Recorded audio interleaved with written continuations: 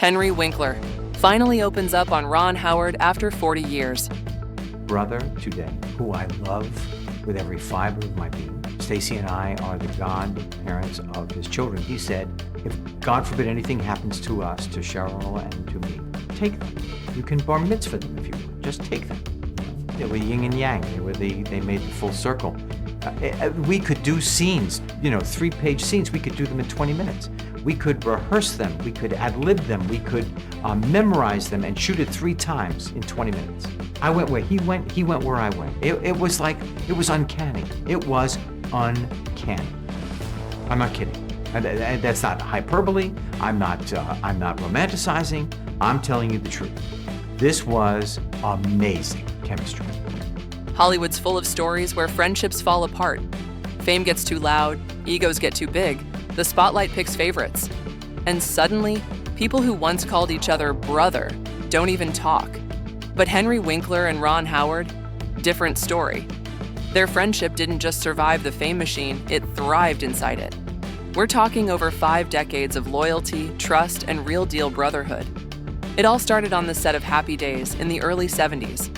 Ron Howard was already a familiar face, America's sweetheart since The Andy Griffith Show, with a decade of acting under his belt. And he was only 18. Henry Winkler, on the other hand, was 27, a classically trained actor from Yale Drama School, fresh to Hollywood, but with real stage chops. Different paths, different styles. And honestly, that kind of mix could have crashed hard. But when these two hit the soundstage, something happened. Something instant. The chemistry was off the charts. Scene after scene, they didn't just act together, they flowed.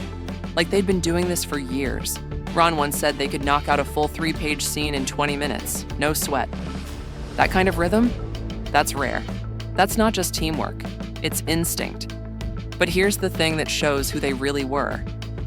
I'll tell you something. There was a moment, I'm going back now a little bit, in the beginning when I looked at the script and I got really intense. I hit the script. I can't do this. I don't know how to do this.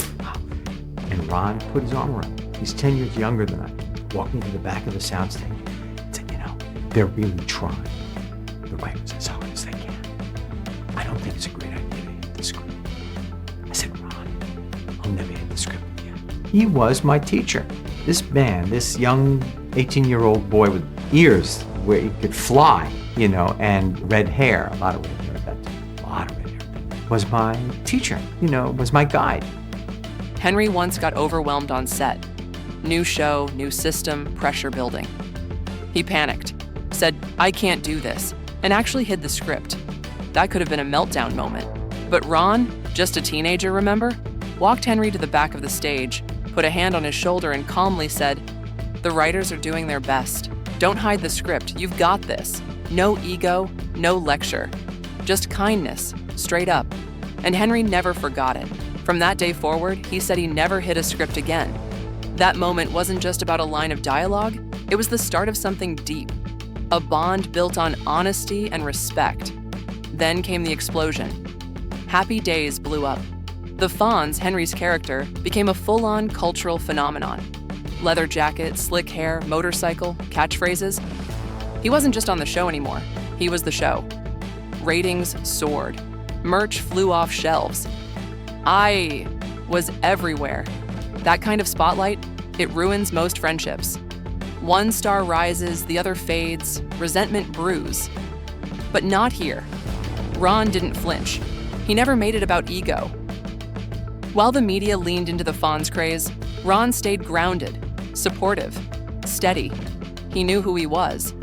He wasn't chasing the shine. He was building something else. Because deep down, Ron had a director's soul. Even while acting, he was watching the cameras, studying the blocking, learning the craft. And when the moment came to step away and chase that dream, it was one of the hardest calls he had to make. He called Henry from a phone booth. Yep, a blue one near the donuts on set, and said, I'm not coming back. I'm going to be a director. Henry was stunned, heartbroken even. He later said, I thought my life was over. I'd never had a scene partner like him. But here's what matters. He didn't try to stop Ron. He didn't get bitter. He backed him.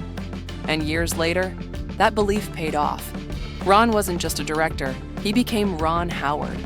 The man behind Apollo 13, A Beautiful Mind, Cinderella Man, one of the most respected directors in Hollywood. And right at the beginning of that rise, Henry was there again.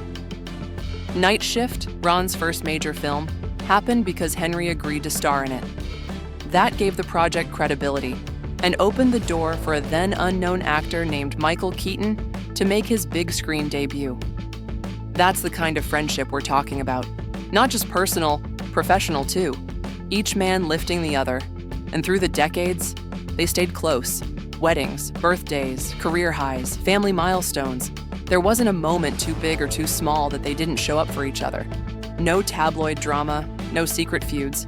Just two men who stayed true in an industry that changes people fast. Then came the Emmys. A reunion moment, just 45 seconds on stage. But Henry said it hit like lightning. The chemistry? Still there. Like no time had passed. Think about that. 50 years since their first scene together, and one look, one line, and boom, they're back in sync. That kind of connection doesn't come from scripts. It comes from soul. Because this wasn't about ratings or nostalgia. It wasn't about bringing back the Fonz or Richie Cunningham. It was two friends, side by side, proving to the world that in an industry where everything's temporary, some things last. So yeah, you can call it friendship, our brotherhood, or maybe just straight up magic. Whatever it is, it's rare and real. And in a place built on make-believe, that's the kind of story that means the most.